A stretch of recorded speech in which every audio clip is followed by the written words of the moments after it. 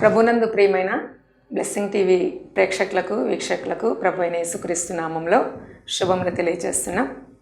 ఈ ప్లాట్ఫామ్ ద్వారా మీ అందరినీ కలుసుకునే అవకాశాన్ని దేవుడే నాకు ఇచ్చినందుకు నేను ఎంతగానో దేవుడిని స్తుతిస్తూ ఉన్నాను. విడుదల సమయం అనేటువంటి ఈ మా కార్యక్రమానికి మీ అందరినీ ప్రేమతో ఆహ్వానిస్తున్నాం. ప్రతి బుధవారం రాత్రి 6:30 గంటల నుంచి 7 గంటల వరకు ప్రసారం అవుతున్న ఈ మా ఆధ్యాత్మిక కార్యక్రమాన్ని తప్పకుండా వీక్షించండి, ఆధ్యాత్మిక మేలులు పొందండి. ఈ మా కార్యక్రమం మీకు ఆశీర్వాదకరంగా ఉన్నట్లయితే మీ స్నేహితులకు, మీ శ్రేయోభిలాషులకు కూడా పరిచయం చేయండి. మీకేమైనా ప్రార్థన విన్నపములు ఉన్నట్లయితే తప్పనిసరిగా మాకు తెలియచేయండి. మీ కొరకు ప్రార్థించడానికి మేము ఎల్లప్పుడూ సిద్ధంగా ఉన్నామని తెలియచేస్తున్నాం. ఈ దినం నుంచి ప్రారంభమవుతున్నటువంటి మా యొక్క ఆధ్యాత్మిక సందేశములు తప్పనిసరిగా వీక్షించి మేలులు పొందాలని చెప్పి ఆశీర్వదించబడాలని కోరుకుంటున్నాను. May God bless you all. Praise the Lord. దేవుని పరిశుద్ధ నామంలో అందరికీ వందనాలు చెల్లించుకుంటూ ఉన్నాం. అందరూ బాగున్నారండి? మేము కూడా దేవుని కృపను బట్టి, మీ ప్రార్థన బట్టి చాలా బాగున్నాం. మీరు కూడా బాగుండాలని మేము దేవునికి ఎంతగానో ప్రార్థన చేస్తున్నాం. చాలామంది మాకు ఫోన్ కాల్స్ చేస్తూ వాక్యం ద్వారా ఆదరించబడుతూ ఉన్నారని మీరు చెబుతున్నారు. దేవుని రాకడికి మీరందరూ కూడా సిద్ధపడాలని మేము కూడా మీకోసం ప్రార్థన చేస్తూ ఉన్నాం. మన వాక్య భాగంలోనికి వెళ్దాము. అయితే యేసుక్రీస్తు ప్రభుల వారు మన కోసము ఏర్పరిచిన కొన్ని విషయాలు చూసుకుంటే మనకెంతో ఆశ్చర్యం కలుగుతూ ఉంటుంది.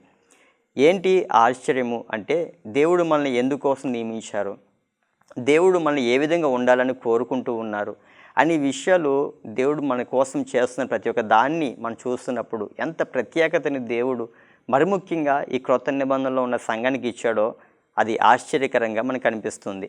ఎందుకు ఈ విషయాలు మీకు చెబుతున్నాను అంటే కనుక, బైబిల్లో కొన్నిసార్లు మనం చూసినప్పుడు ఎఫెసీ రాసిన పత్రిక 1వ అధ్యాయంలో దేవుడు అనాది ప్రణాళిక కోసం మన కోసం చెబుతూ ఉంటారు.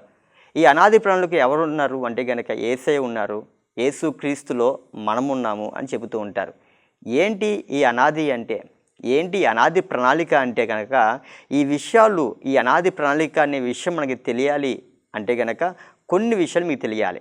ఏంటి అంటే, చాలామంది కాలాల కోసం, యుగాల కోసము చెబుతున్నప్పుడు మరి ముఖ్యంగా మన భారతదేశంలో త్రేతాయుగం అని, కలికాలం అని, మొత్తం 4 కాలాల వరకు ఉన్నాయని చెప్పి వాళ్ళు చెబుతూ ఉంటారు.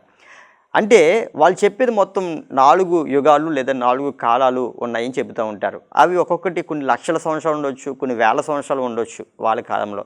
కానీ దేవుడు మన ప్రతి ఒక్క దాన్ని బైబిల్లో ఎంతో క్లియర్గా ఆయన మనకి తెలియజేస్తూ ఉన్నారు.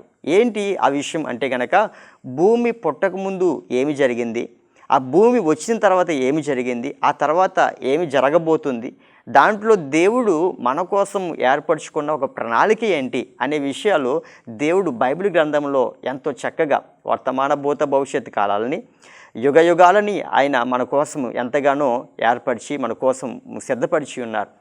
చూడండి, మనము బైబిల్లో కొన్ని విషయాలు చూస్తూ ఉంటున్నప్పుడు ఆది కాండం దగ్గర నుంచి ప్రకటన గ్రంథం వరకు కూడా అన్నీ ఒకే చోట రాయబడి ఉండకపోయినప్పటికీ పరిశుద్ధాత్మ సహాయంతో మనం ఎప్పుడైతే బైబిల్ చదవడం ప్రారంభిస్తూ ఉంటామో ఆ సమయంలో దేవుడు ప్రతి ఒక్క దాన్ని మనకి రివీల్ చేస్తూ ఉంటారు.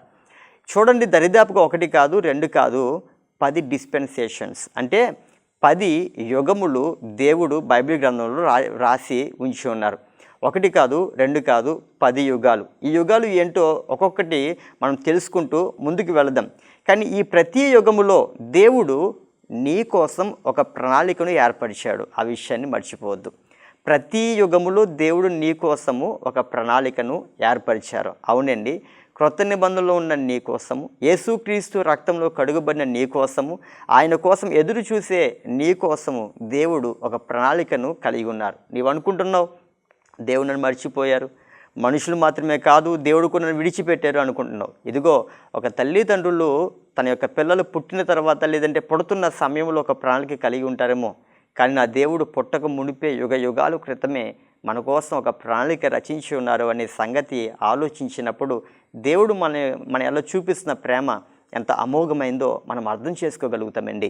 కాబట్టి దేవుని విషయంలో మనం ఎప్పుడు అపార్థం చేసుకోకుండా ఆయన్ని అర్థం చేసుకోవడానికి ప్రయత్నం చేసినప్పుడు, లోక సంబంధమైన వస్తువులతో మనుషులతో ఎక్కువ కాకుండా దేవుడి వాక్యంతో ఎక్కువ మనం గడిపినప్పుడు, దేవుడు మనకు ఏమి చేసి ఉన్నారో, ఆయన మన కోసం ఏమి సిద్ధపరిచి ఉన్నారో అనేది ఆలోచిస్తేనే మన ఒళ్ళు పులకరించక మానదు. అంత గొప్ప విషయాలు దేవుడు మన కోసము వ్రాసిపెట్టి ఉన్నారు. సరే, ఏంటి ఆ 10 యుగాలు? ఈ 10 యుగాల కోసము ప్రతి క్రైస్తవుడు తెలుసుకోవాలి. దేవుడు మన కోసం ఏర్పరిచిన విషయాలు అర్థం చేసుకోవాలి అంటే గనక ఈ 10 యుగాల కోసము మనము ఒక అవగాహనకి రావాల్సిన విధంగా ఉంది. కాబట్టి నేను ఒక్కొక్క దాని తర్వాత ఒకటి నేను చెప్పుకుంటూ మీకు వెళతాను. మీరందరూ కూడా చాలా జాగ్రత్తగా ఆలకించండి. చూడండి, మొదటి కాలములో దాన్ని మనము నిత్యకాలము లేదా అనాది కాలము అని చెప్పొచ్చు. ఈ నిత్యకాలము లేదా అనాది కాలములో అప్పుడు సమయం లేదు, టైం లేదు. ఎన్ని లక్షల కోట్ల కోట్ల కోట్ల యుగాలు ఉన్నాయో దానికి ఒక లెక్క అనే పదం పెట్టడం కూడా సరైనది కాదేమో అని నా అభిప్రాయం. ఎందుకంటే దేవుడు మాత్రమే ఉన్నాడు, ఆయన ఆదియు అంతమునై ఉన్నారు, దానిలో మరెవరూ లేరు. దేవుడు ఆదిగా ఉన్న ఆయన అనాదిగా ఉన్నవాడు. అటువంటి దేవుడు ఆలోచనలో, ఒక ప్రణాళికలో దేవుడు ఒక ఆలోచన కలిగి ఉన్నాడు. ఏంటి అంటే గనక, నన్ను సేవించడానికి ఇదిగో నేను ప్రేమించే ఒక జనాంగము నాకు ఉండాలి అని చెప్పి ఆయన యేసుక్రీస్తు ప్రభువు వాళ్ళు ఏర్పరచుకున్న ఒక గుంపు ఉంది. అది ఎవరో కాదండి, ఎవరైతే యేసుక్రీస్తు ప్రభుల వారి రక్తంలో కడుగుబడతా ఉంటారో వారందరూ కూడా ఆయనతో పాటుగా ఉంటూ ఆయనని సేవించాలి అని చెప్పి, కేవలము అనాదిలో ఎవ్వరూ లేదు, నిత్యానిత్యముగా మొట్టమొదటి స్థానములో ప్రథమముగా ఎవరూ లేరు, కానీ ఆయన మాత్రమే ఉన్నారు.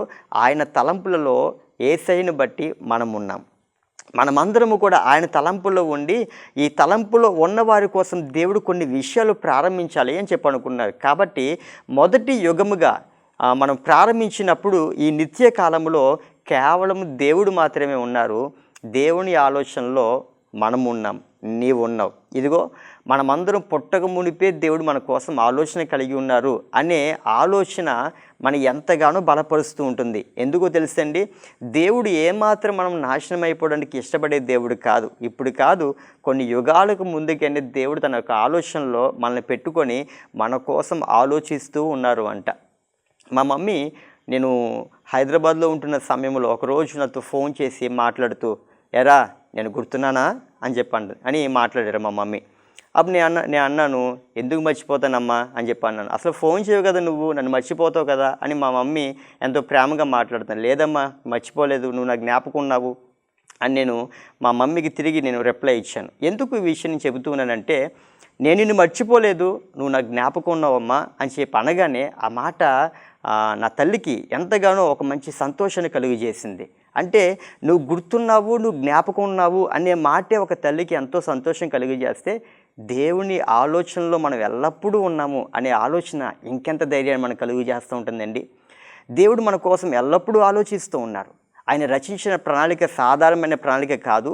మనము నశించిపోయేవారిగా కాకుండా ఆయనతో పాటు యుగయుగాలు ఉంటూ ఆయన రాజ్యంలో మనం ఏలుబడి చేయాలని, ఆయనతో పాటుగా మనం ఉండాలని మన కోసం ఎల్లప్పుడూ ఒక ప్రణాళిక కలిగి ఉన్నారు. అదే నిత్యమైన ఆ కాలంలో దేవుడు ఒకే ఒక్కడు ఆయన ఉంటూ మన కోసం ఆలోచన చేసిన ఆ కాలాన్ని, మొదటి కాలాన్ని అనాది కాలము అని మనం మాట్లాడుకోవచ్చు. రెండవ కాలం, ఒకవేళ ఎవరైనా ఈ విషయాలు మీరు నోట్ చేసుకోవాలి అనుకుంటే నోట్ చేసుకోవచ్చు. రెండవ కాలము ఏ కాలము అంటే గనక దేవదూతల కాలం. ఈ దేవదూతల కాలములో దేవుడు దేవదూతల్ని ఆయన నియమించిన విధంగా మనం చూస్తున్నాం. దేవదూతలు మనం మాట్లాడుకుంటున్నప్పుడు ఏదో ఒక గుంపుకి సంబంధించిన వారు కాదు, దరిదాపుగా 4 గుంపులకి సంబంధించిన వారిగా బైబిల్ సెలవిస్తూ ఉంది. 1 కాదు, 2 కాదు, 4 గుంపుల వారిగా సంబంధించిన విధంగా దేవుని వాక్యం సెలవిస్తూ ఉంది. ఒకవేళ లూసిఫర్ అనే సాతాను అపవాది పడిపోతున్న సందర్భంలో ఆ సాతాను అపవాది అనే ఒక్కడు మాత్రమే కాదు, ఆ వాడితో పాటుగా 4 గుంపులు కూడా పడిపోయినాయని మనం అర్థం చేసుకోవాలి. దేవుడు అసలు దేవదూతల్ని ఎందుకు తయారు చేశాడు, ఎందుకు క్రియేట్ చేశాడు దేవుడు అంటే గనక, ఇదిగో మనకి పరిచర్య చేయడానికి, పరిచారము చేయడానికి దేవుడు దేవదూతని తయారు చేసినట్లుగా హెబ్రీ రాసిన పత్రికలో 1వ అధ్యాయంలో 2వ అధ్యాయంలో మనం చదువుకుంటే అక్కడ మనకు కనిపిస్తూ ఉంటుంది. దేవుడు ఎందుకోసం దేవదూతను తయారు చేశారు అంటే గనక దేవుడు మనకి పరిచర్య చేయడానికి ఆయన దేవదూతల్ని ఆయన ఏర్పాటు చేసినట్టుగా నియమించినట్లుగా చూస్తే గనక ఇదిగో దేవుడు దేవదూతలకు కూడా కొన్ని పరీక్షా సమయాలను పరీక్షా కాలాలను పెట్టినప్పుడు ఎవరైతే ఆ పరీక్షా కాలంలో నిలబడకుండా పడిపోయిన కొన్ని దూతలు ఉన్నాయో ఆ దూతలు పడిపోయిన వారుగా ఉన్నారు. నిలబడిన దూతలు ఎవరైతే ఉన్నారో వారందరూ కూడా మనకి పరిచర్య చేయడానికి దేవుడు ఏర్పాటు చేసుకున్నారు. చూసారండి, దేవుడు దేవదూతలు ఎందుకు నియమించారు అంటే గనక మనకు పరిచర్య చేయడానికి. అందుకనే ఇదిగో మన పాదములకు రాయి తగలకుండా ఆయన దేవదూతలు మనం ఎత్తి పట్టుకుంటాయని చెప్పి వాక్యంలో కీర్తన గ్రంథంలో మన కోసం రాయబడుతూ ఉంది. ఇదిగో మనకి రాయి కూడా తగలకుండా ఆయన యొక్క దేవదూతలు ఎత్తి పట్టుకుంటున్నట్లుగా మనం చూస్తూ ఉన్నాం. దేవదూతలను దేవుడు ఎందుకు చేశాడు అంటే గనక మన కోసం చేశాడు. చూడండి, ఎవరికైనా దేవదూత వారికి కళలోనికి వచ్చి ఆ కళలో వారితో ఏదో మాట్లాడుతున్నట్లుగా ఒక కళలో దర్శనం వచ్చిందనుకోండి, ఎంత సంతోషిస్తారు, చాలా ఆనందంతో నింపబడతారు. ఇదిగో నాకు దేవదూత కళలోకి వచ్చింది, దేవదూత దర్శనంలోకి వచ్చి నాకు ఈ విషయాలు చెప్పింది అని చెప్పి ఒక దేవదూత కనిపిస్తేనే మనం ఎంతో సంతోషపడుతుగా మనం ఆశపడుతుంటాం. కానీ దేవుడు దేవదూతను సృష్టించిందే మనకి పరిచర్య చేయడానికి. మరొక విషయం మీకు చెప్పాలి, అది చాలా ఆసక్తికరమైన విషయం ఏంటంటే కొరింథీయులకు రాసిన పత్రికలోనే మొదటి కొరింథీయులకు రాసిన పత్రిక 6వ అధ్యాయం 3వ వచనం చూసుకుంటే ఎంత ఆశ్చర్యకరమైన సంగతి ఇక్కడ మనకు ఉందంటే గనక మీరు దేవదూతలకి తీర్పు తీర్చుదని మీరు ఎరుగరా అని అంటుంది. ఇదిగో ఇక్కడ కనిపిస్తున్న ఈ సంఘము లేదా మనము ఎవరికి తీర్పు తీరుస్తామంట?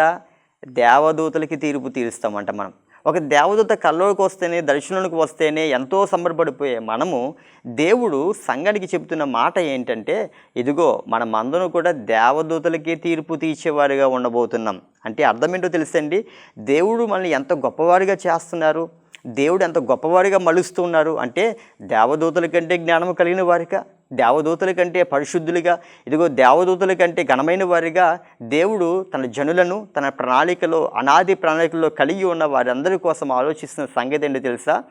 దేవదూతల కంటే ఘనమైన వారిగా మనం ఉండి వారికే తీర్పు తీర్చేవారిగా మనం ఉండబోతున్నామంట. ఈ విషయము మనకి ఎంతో ఆదరణ కలిగించడం కాదు, బలపరుస్తుంది. అది మనం పుషప్ చేస్తుంది, మనం లేపుతుంది పైకి. ఎందుకు అంటే గనక ఒక వ్యక్తి దేవదూతకి తీర్పు తీర్చడం మామూలు విషయం కాదండి.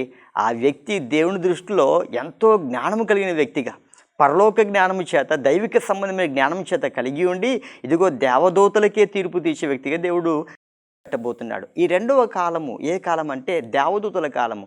దేవుడు దేవదూతల్ని తయారు చేసి, దేవుడు దేవదూతల్ని క్రియేట్ చేసి వారిని కొన్ని పరీక్షలు పెట్టి ఇదిగో ఒక కాలం రాబోతుంది, ఆ కాలంలో వారికి మీరు పరిచర్య చేయాలి అని చెప్పి దేవుడు వారందరినీ కూడా నిర్మించినట్లుగా ఏర్పాటు చేసుకున్నట్లుగా వాక్యం సెలవిస్తూ ఉంది. మూడవ కాలము అజ్ఞాన కాలము. ఈ అజ్ఞాన కాలంలో ఎవరున్నారు అంటే గనక ఆదాము హవ్వలు మనకు కనిపిస్తూ ఉంటారు. ఈ అజ్ఞాన కాలంలో ఆదాము హవ్వలు కనిపించడానికి ముందుగా ఆదికాండం 1వ అధ్యాయం 1వ వచనం చూసుకుంటే భూమి నిరాకారముగాను శూన్యముగాను ఉంది అని ఒక మాట మనకు కనిపిస్తూ ఉంటుంది. ఏంటి భూమి నిరాకారంగా శూన్యంగా ఉండడము? దేవుడు ఏది తయారు చేసినా వండర్ఫుల్గా అద్భుతంగా దేవుడు తయారు చేస్తారు కదా, మరి నిరాకారంగాను శూన్యంగాను ఉండడం ఏంటి అంటే గనక దేవుడు తయారు చేసినప్పుడు ఎంతో అందమైన భూమిని తయారు చేశారు. కానీ ఎప్పుడైతే దేవదూతలు పైనుంచి పడిపోయి ఉన్నాయో, ఈ లూసిఫర్ సాతాను అపవాది అని మనం మాట్లాడేవాడు ఎవడైతే ఉన్నాడో వాడు పడిపోయి వాడు దూతలతో కూడా పడిపోయినప్పుడు భూమిని వాళ్ళు నాశనం చేసినట్టుగా లేదని నిరాకారంగా అది మార్చబడినట్లుగా అది మనకు కనిపిస్తుంది. ఆ తర్వాత ప్రారంభమయ్యే కాలం మూడవ కాలము అజ్ఞాన కాలం. ఈ అజ్ఞాన కాలంలో ఎవరు ఉంటారో తెలిసే అండి, ఈ అజ్ఞాన కాలంలో ఆదాము హవ్వలు ఉంటారు. అజ్ఞాన అంటే అర్థం ఏంటంటే వారందరూ జ్ఞానము కలిగిన వారు కాదు, వారందరూ కూడా ఒక అజ్ఞాన స్థితిలో ఉన్నవారుగా ఉంటారు. జ్ఞానం అంటే ఏదో తెలియదు వారందరికీ కూడా. వీళ్ళు ఎవరు అంటే కనుక ఆదాము హవ్వలు ఎక్కడ ఉన్నారు? ఏదెను తోటలో ఉన్నప్పుడు దేవుడు వాళ్ళకి ఒకే ఒక ఆజ్ఞ ఇచ్చాడు, ఏంటి? ఈ పండు తినవద్దు అని చెప్పి. ఎప్పుడైతే దేవుని మాటకి అవిధేయతను చూపి వాళ్ళిద్దరూ కూడా దేవుడికి తప్పిదం చేశారో దేవుడు ఏదెను తోటలోంచి బయటికి వారిని తోలివేసినట్టు మనం చూస్తున్నాం. నేటి కాలంలో ఏదెను తోట దేవుని సంఘముతో మనం పోల్చి చూడవచ్చు. దాంట్లో సమృద్ధి ఉంటుంది, దాంట్లో సమాధానం ఉంటుంది, దాంట్లో దేవునితో సహవాసం ఉంటుంది, దాంట్లో దేవుని మహిమ ఉంటుంది, దాంట్లో మర్త్యమైన శరీరం ఉండదు. ఏదైనా తోటలో కూడా వారు ఎన్ని కాలాలు, ఎన్ని సంవత్సరాలు, ఎన్ని వేల సంవత్సరాలు వాళ్ళు బ్రతికి ఉన్నారో మనకు చెప్పలేం. ఎందుకంటే బైబిల్లో సమయము కాలం అక్కడ వ్రాయబడి లేదు కాబట్టి ఎన్ని సంవత్సరాలు ఉన్నారో అక్కడ మనం ఆ విషయాలు మనం మాట్లాడలేం. కాబట్టి చూడండి, ఈరోజు దేవుడు మన సంఘంలో ఉంచారు అంటే కనుక సంఘంలో ఉన్న వారికి దేవుడు సమృద్ధిని ఇస్తాడు, సంతృప్తిని ఇస్తారు, దేవునితో సహవాసాన్ని ఇస్తారు, మహిమని ఇస్తారు. ఇటువంటివన్నీ దేవుని సంఘంలో దేవుడు ఏర్పరిచారు. కాబట్టి దేవుని సంఘానికి దేవునికి మనం ఎప్పుడూ దూరముగా ఉండకూడదు. ఆయన అనాది ప్రణాళిక మూడవది ఏదెను తోట, దానిలో ఆదాము హవ్వలు వారు తమకి ఇచ్చిన మహిమను కోల్పోయినట్లుగా ఉంది. ఆదాము హవ్వలు కోల్పోయిన మహిమను దేవుడు తిరిగి యేసుక్రీస్తు ప్రభుల వారి ద్వారా మనకి ఇవ్వాలని ఈరోజు కోరుకుంటూ ఉన్నారు. తర్వాత 4వ కాలంలోనికి మనం వెళ్దాం. 4వ కాలము మనస్సాక్షి కాలము. ఈ మనస్సాక్షి కాలంలో ఏం చేయబడుతుంది అంటే కనుక ఎప్పుడైతే ఆ పండు తిన్నారో ఏది మంచి ఏది చెడు అనే వివేచన మనిషికి కలిగిన తర్వాత దేవుడు ఏదోను తోటలోంచి బయటికి వాళ్ళని ఆదము హవ్వల్ని వాళ్ళు తోలివేశాడు దేవుడు. ఈ తోలివేసిన తర్వాత వారికి ఒక మనస్సాక్షి ఉంది.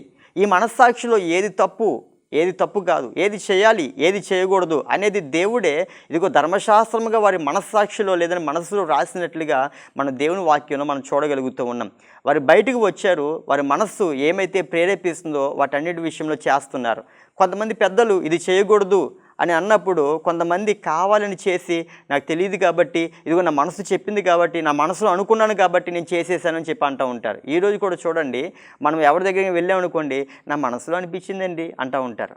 నా మనసులో అనిపించింది కాబట్టి చేశాను చెప్పి అంటూ ఉంటారు. కొంతమంది దగ్గరికి వెళ్ళి హత్యలు చేసిన వాళ్ళ దగ్గర కూడా వెళ్ళి మాట్లాడామనుకోండి, నాకు అలా అనిపించింది నేను చేశాను అని చెప్పి అంటూ ఉంటారు. అంటే మనస్సాక్షి కాలంలో కొన్ని ఇబ్బందులు మనకు కనిపిస్తున్నాయి. ఏంటి అంటే కావాలని తప్పిదం చేసి మనుషుల ఎదుట ఒప్పుకునే సమయంలో దేవుని ముందు నిర్దోషులుగానే ఉండొచ్చు, కానీ మనుషుల దగ్గర ఒప్పుకునే సమయంలో మాత్రము వారు నాకు తెలియకుండా నేను చేశాను అని బొంకే ఆ యొక్క పరిస్థితి మనకు కనిపిస్తూ ఉంటుంది. కాబట్టి ఈ మనస్సాక్షి కాలము పరిపూర్ణమైనదిగా మనకు కనిపించట్లేదు. ఈ మనస్సాక్షి కాలములో ఎవరున్నారు అంటే ఆదాము దగ్గర నుంచి, అంటే తోలివేయబడిన ఆదాము హవ్వల దగ్గర నుంచి మోషేకి దేవుడు ధర్మశాస్త్రం ఇచ్చేంతవరకు కూడా ఈ మధ్యలో ఎవరైతే వ్యక్తులు ఉన్నారో అబ్రహాము, ఇస్సాకు, యాకోబు వీళ్ళందరూ మనస్సాక్షి కాలంలో ఉన్నవారే. ఈ అబ్రహాము, ఇస్సాకు, యాకోబులు ఇదిగో దేవుడు కోసము వారు కనాను దేశానికి అబ్రహాము ప్రయాణం చేసి వెళ్తున్నప్పుడు ఇస్సాకు, యాకోబులు కూడా వారు గుడారంలోనే జీవించిన వ్యక్తులుగా ఉన్నారు. ఎందుకు గుడారంలో జీవించారు? గుడారం అంటే విశ్వాస జీవితం. ఈ విశ్వాస జీవితాన్ని వాళ్ళు ప్రయాణం చేస్తూ వారందరూ ఇదిగో పునాదులు కలిగిన పట్టణము మా కోసము దేవుడు నిర్మిస్తున్నాడు, మేము అక్కడికి వెళ్ళాలి అనే తలంపు చేత వాళ్ళందరూ ఏ విధంగా బ్రతికారో తెలుసండి. ఈ లోకంలో పరవాసులుగా పరదేశులుగా బ్రతికినట్లుగా వాక్యం సెలవిస్తుంది. ఈ మనస్సాక్షి కాలం మనకి ఏం సెలవిస్తుందంటే కనుక ఇదిగో మనం అందరం కూడా ఏ విధంగా ఉండో తెలుసా, ఈ లోకంలో మనుషుల ముందు జీవించే డాంబికమైన జీవితంలో వాడు గొప్పతనాల కోసం మనం బ్రతకడం కాదు, కానీ ఇదిగో మనస్సాక్షిలో దేవుని కోసం బ్రతకాలి. ఈ మనస్సాక్షి మనకి ఏముండాలి? ఇదిగో పునాదులు కలిగిన పట్టణమైన నూతన ఎడిషన్ని దేవుడు మన కోసం నిర్మిస్తున్నాడనే ఆలోచన మనకుండి మనం ముందుకు కొనసాగేవారిగా ఉండాలి. తర్వాత కాలంలోనికి మనం వెళ్దాం, ధర్మశాస్త్ర కాలం. ఈ ధర్మశాస్త్ర కాలము 5వ కాలంగా మనకు కనిపిస్తుంది. ఈ ధర్మశాస్త్ర కాలం ఎక్కడి నుంచి ప్రారంభించబడింది? సీనాయి పర్వతం మీద దేవుడు మోషేకి ఇదిగో 10 ఆజ్ఞలు ఇచ్చిన అప్పటి నుంచి ధర్మశాస్త్ర కాలము ప్రారంభమైనట్లుగా మనం చూస్తూ ఉన్నాం. ఈ ధర్మశాస్త్ర కాలం ప్రారంభమయ్యి ఒక మధ్యకాలం అనేది ఉంది. అప్పటి వరకు బాప్తిస్మం ఇచ్చే యోహాను వరకు కూడా ఈ కాలము కొనసాగినట్లుగా మనం చూస్తున్నాం. యేసుక్రీస్తు ప్రభువుల కాలం వరకు కూడా కొనసాగినట్లుగా మనం చూస్తున్నాం. ఈ ధర్మశాస్త్ర కాలము వచ్చిన తర్వాత ఏమి జరిగింది?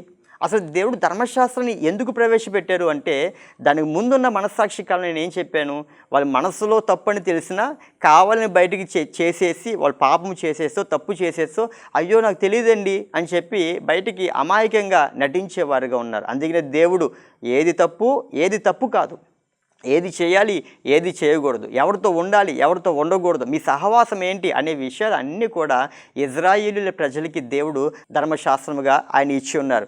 చూడండి, ఈరోజు మన కాన్స్టిట్యూషన్లో కూడా అంటే మన భారత రాజ్యాంగంలో కూడా కొన్ని అధ్యాయాలు, ఏ అధ్యాయాలు అంటే కనుక ద్వితీయోపదేశ కాండంలో ఉన్న కొన్ని అధ్యాయాలు భాగాలు తీసుకొని మన యొక్క అమెరికా కాన్స్టిట్యూషన్లో దరిదాపుగా 3-2 అధ్యాయాలు లైన్గా వ్రాయబడి ఉంటాయంట. మన భారతదేశంలో కూడా బైబిల్కి సంబంధించి కొన్ని విషయాలు వ్రాయబడి ఉంటాయి. అంటే నీతి సూత్రాలు మనుషులు పాటించవలసిన సూత్రాలు ఎక్కడ ఉన్నాయో తెలుసండి, బైబిల్లో దేవుడు రాయించారు. వీటిలోంచి కాపీ కొట్టుకొని అమెరికా దేశం అయితే డైరెక్ట్గా కొన్ని అధ్యాయాలు పెట్టేసుకున్నారు వాళ్ళ కాన్స్టిట్యూషన్లో, వాళ్ళ యొక్క రాజ్యాంగంలో. కానీ మన భారతదేశంలో కొన్ని మాటలు బైబిల్లో వాటిలో కూడా చేర్చారు. హల్లెలూయా. ఎందుకు ఈ విషయం నేను చెబుతూ ఉన్నాను అంటే గనక ఒక దేశాన్ని పరిపాలించగలిగే మాటలు దేవుడు రాయించి ఇచ్చాడు. ఆ ధర్మశాస్త్ర కాలంలో ఉన్నప్పుడు ఇజ్రాయేలు ప్రజలకి ఒక పరిపాలన చేయడానికి దేవుడు ఇచ్చిన ఆ యొక్క రాజ్యాంగ విధులు ఎంత గొప్పవి అంటే కనుక తమ మనసుని ప్రశ్నించే విధంగా దేవుని యొక్క విధులు ఆయన రాసి ఇచ్చున్నాడు. ఏది పాపమో తెలియజేశారు, ఏది తప్పో తెలియజేశారు, ఏది తీర్పులోనికి వస్తుందో దేవుడు తెలియజేశారు. కాబట్టి ఎవరు బొంకడానికి లేదు, అయ్యో నేను తెలియకుండా చేసేసి అన్నది లేదు. ప్రతి ఒక్కరికి దేవుడు ధర్మశాస్త్రాన్ని ఇచ్చాడు. ఈ ధర్మశాస్త్ర కాలంలో చాలామంది ప్రవక్తల కోసం దేవుడు రాస్తున్నప్పుడు ఈ విధంగా అంటూ ఉంటారు, ఇదిగో పరలోకంలో ఉన్న దేవదూతలను అదేవిధంగా చాలామంది ప్రవక్తలు తెలియకుండా మీకోసం వాళ్ళు ప్రవచించి ఉన్నారు, లేదంటే మీకోసం వాళ్ళు తొంగి చూస్తూ ఉన్నారు అనే మాటలు రాయబడుతూ ఉంది. మనసాక్షి కాలంలో ఉన్న లోటుబాట్లను తొలగించి ధర్మశాస్త్ర కాలంలో దేవుడు ఏది తప్పు ఒప్పులు దేవుడు తెలియజేశాడు. కానీ ఈ ధర్మశాస్త్ర కాలం దగ్గరికి వచ్చిన తర్వాత పాపం అంటే ఏంటో తెలియజేయబడింది, కానీ ఈ పాపముకు సంబంధించిన నివారణ తెలియజేయబడలేదు. అంటే అర్థం ఏంటంటే ఆ పాపని ఏ విధంగా జయించాలో వారికి అర్థం కాలేదు, వాళ్ళ మార్గం వాళ్ళకి లేదు. వాళ్ళు బలులు అర్పిస్తారు, ఆ బలులు సంపూర్ణ సిద్ధిని కలుగు చేయలేవు. మరలా సంవత్సరం ఇదే రోజు రాబోడికి అయ్యో నేను పలానా రోజున తప్పు చేశాను కదా అని చెప్పి వాళ్ళ మనస్సాక్షి మరలా తిరిగి నిందిస్తుంది, మరలా తిరిగి బలి అర్పించడమే. వారి జీవితకాలం అంతా ప్రతి ఒక్క సంవత్సరం ఆ డేట్ రాబోడికి వాళ్ళు చేసిన తప్పు గుర్తు వచ్చినప్పుడు మరలా వెళ్ళి బలి అర్పిస్తూ ఉండాలి. అంటే వాళ్ళకి పాపం అంటే ఏంటో తెలియజేయబడింది, కానీ దానికి నివారణ లేదు. ఇంకా క్లియర్గా అర్థం కావాలంటే మీకు ఈ జబ్బు పలానా జబ్బు ఉందండి, మీకు క్యాన్సర్ ఉందండి, మీకు గుండె నొప్పి ఉందని చెప్పారు. చెప్పినప్పుడు దానికి ఆ వ్యాధికి సంబంధించిన మందు కూడా ఉండాలి కదా, మందు లేదు. పాపం అంటే ఏంటో తెలియజేయబడింది, కానీ దానికి నివారణ లేదా మందు అనేది ధర్మశాస్త్ర కాలంలో లేదు. ఈ ధర్మశాస్త్ర కాలము తర్వాత వచ్చే కాలము మధ్యకాలం. ఈ మధ్యకాలంలో బాప్తిస్మం ఇచ్చు యోహాను మనకు కనిపిస్తూ ఉన్నారు. ఆ తర్వాత వచ్చే కాలము కృపాకాలము. ఈ కృపాకాలము ఈ భూమి మీద ఉన్న పరిశుద్ధులు శ్రేష్ఠులు అందరికంటే ఒక గొప్ప కాలం ఏదైనా ఉంది అంటే కనుక ఆ కాలంలో ఉన్న వాళ్ళు ఎవరో కాదు, కానీ కృపాకాలంలో ఉన్న మనమే. ఎందుకు మనం గొప్పవారము, ఎందుకు మనం శ్రేష్ఠులము అంటే కనుక బాప్తిస్మం ఇచ్చే యోహాను కోసం చెప్పినప్పుడు చూడండి, ఇదిగో స్త్రీలు కనిన వారిలో బాప్తిస్మం ఇచ్చే యోహాను కంటే గొప్పవారు లేరు, అయినప్పటికీ దేవుని రాజ్యములో బాప్తిస్మం ఇచ్చే యోహాను కంటే మీరు గొప్పవారు అన్నారు. భూమి మీద ఉన్నప్పుడు బాప్తిస్మం ఇచ్చే యోహాను గొప్పవాడు, కానీ దేవుని రాజ్యంలో చూసినప్పుడు ఎవరు గొప్పవారంట? దేవుని రాజ్యంలో ఉన్నవారు గొప్పవారు. ఏంటి దేవుని రాజ్యం అంటే యేసుక్రీస్తు ప్రభుల వారి రక్తంలో కడుగుబడి ఆయన ఆత్మచేత నింపబడిన వారే దేవుని రాజ్యం. ఈ రాజ్యంలో ఉన్నవారు గొప్పవారు అని చెప్పి ఈ కృపాకాలంలో ఉన్నవారి కోసం దేవుడు ఎంతో గొప్పగా ఆయన సెలవిస్తున్నారు. ఇందాక నేను చెప్పాను కదా, అనాది కాలం అని చెప్పి మనస్సాక్షి కాలంలో కానీ అనాది కాలంలో కానీ ధర్మశాస్త్ర కాలంలో కానీ వీటన్నిటి కాలాల్లో దేవుడు చెబుతున్న ఒక గొప్ప విషయం ఏంటో తెలుసండి, ఈ కృపాకాలంలో ఉన్న భక్తుల కోసమే చెబుతున్నాడు. వాళ్ళు పరిచర్య చేసిన, వాళ్ళు ప్రవచించిన, దేవుడు ప్రణాళిక కలిగి ఉన్న అన్నీ ఈ కృపాకాలమే. ఎప్పుడైతే ఈ కృపాకాలం ముగిసిపోతుందో వెంటనే శ్రమల కాలం ప్రారంభించబడుతుంది. దాని పేరే శ్రమల కాలం. ఇది కూడా 2 భాగాలుగా ఉంటుంది, శ్రమల కాలం అని, మహాశ్రమల కాలం అని. ఈ శ్రమల కాలము ఎప్పుడు ప్రారంభించబడుతుంది అంటే గనక ఈ శ్రమల కాలము కృపాకాలము ముగిసిన వెంటనే ప్రారంభించబడుతుంది. దాని పేరే శ్రమల కాలం. అంటే ఎంత భయంకరమైన శ్రమలు ఈ భూమి పుట్టినప్పటి దగ్గర నుంచి చూడని గొప్ప శ్రమలు భూమి మీద జరగబోతున్నాయి. ఈ శ్రమల కాలం త్వరలో రాబోతుంది. ఈ శ్రమల కాలంలో ఎవరు ఉండబోతున్నారు అంటే దేవుడిచ్చిన ఈ కృపాకాలంలో కృపను కోల్పోయి, దేవుడిచ్చిన రక్షణను కోల్పోయి, వారు ఈ రక్షణ తృణీకరించి యేసుక్రీస్తు రక్తాన్ని కాళ్ళతో త్రొక్కిన వారందరూ కూడా ఈ శ్రమల కాలంలో ఉండబోతున్నారండి. ఈ శ్రమల కాలం ఉండబోతున్నారు. కాబట్టి మనమందరము దేవుడిచ్చిన కృపను వినియోగపరచుకోవాలి. దేవుడిచ్చిన కృపని కామాతురతకు వాడుకోకూడదు. దేవుడిచ్చిన ఈ కృపని ఇదిగో లోకంలో పడిపోవడానికి, మరొక పాపము చేయడానికి అవకాశంగా భావించుకోకూడదు. కానీ ఈ కృప ద్వారా అత్యధికమైన స్థితికి వెళ్ళడానికి మనం దాన్ని వాడుకునే వారిగా ఉండాలని వాక్యం సెలవిస్తుంది. అదేవిధంగా ఆ తర్వాత వచ్చే కాలము 1000 ఏండ్ల పరిపాలన. ఎప్పుడైతే ఈ శ్రమల కాలము మహాశ్రమల కాలము 8వ కాలం అయిపోయిన తర్వాత 9వ కాలం 1000 ఏండ్ల పరిపాలన మనకు కనిపిస్తుంది. ఈ 1000 ఏండ్ల పరిపాలనలో ఎవరుంటారు అంటే గనక ఇదిగో భూమి మీద ఇజ్రాయేలు ప్రజలు 1,44,000 మంది ఏర్పరచబడిన ఒక గుంపు ఉంటారు. వారందరూ కూడా ఈ 1000 ఏండ్ల పరిపాలనలో ఉన్నప్పుడు వాళ్ళని పరిపాలన చేయడానికి యేసుక్రీస్తు ప్రభుల వారితో కూడా ఎత్తబడిన శుద్ధులు ఉన్నారు. ఈ కాలం కోసం ప్రత్యేకంగా ఎప్పుడైనా నేను ఒక రోజు 1000 ఏండ్ల పరిపాలన కోసం నేను మీకు తెలియజేస్తాను. ఈ ఎత్తబడిన పరిశుద్ధులు ఉంటారు. వారు వచ్చి భూమి మీద యేసుక్రీస్తు ప్రభుల వారితో 1000 ఏండ్ల పరిపాలన చేస్తారు. ఆ తర్వాత ధవళ సింహాసన తీర్పు జరిగిన తర్వాత నిత్య కాలము మరలా తిరిగి ఉంటుంది. ఎవరు పరలోకములో ఉంటారు?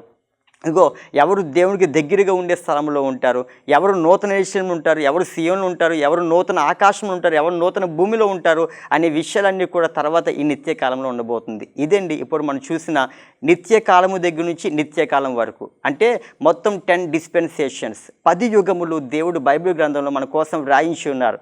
1 కాదు 2 కాదు, ఈ 10 యుగాలు అన్నిటిలో కూడా దేవుడు ఇదిగో కృపాకాలంలో ఉన్న మన కోసమే అనాది ప్రణాళిక కలిగి దేవుడు మన కోసం ఏర్పరిచిన ప్రణాళికలో మనమందరం ఉండాలనే కోరిక కలిగి ఉన్నారు. కాబట్టి ఆయన నిన్ను మర్చిపోలేదు, నిన్ను విడిచిపెట్టలేదు. ఆయన ఆలోచనలో ఎల్లప్పుడూ నువ్వు ఉంటూనే ఉంటావు.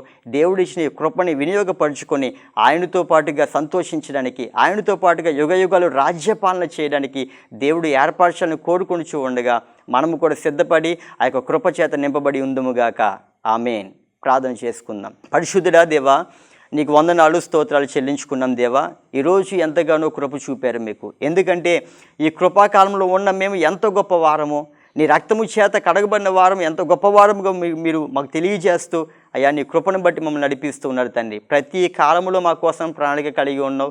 మాకు ముందున్న ప్రతి ఒక్క తరములో ఉన్నవారు ప్రవచించింది మా కోసమే, దేవదూతలు నిర్మించింది మీరు మా కోసమే దేవా, నీకు వందనాలు. ఆ తర్వాత కృపాకాలం ముగియగానే భయంకరమైన శ్రమలు రాబోతున్నాయి. కాబట్టి మీరు మాకు ఎంతగానో కృప చూపి ఉన్నారు. కాబట్టి ఈ కృపను బట్టి మేము ముందుకు కొనసాగే కృప మాకు అనుగ్రహించండి.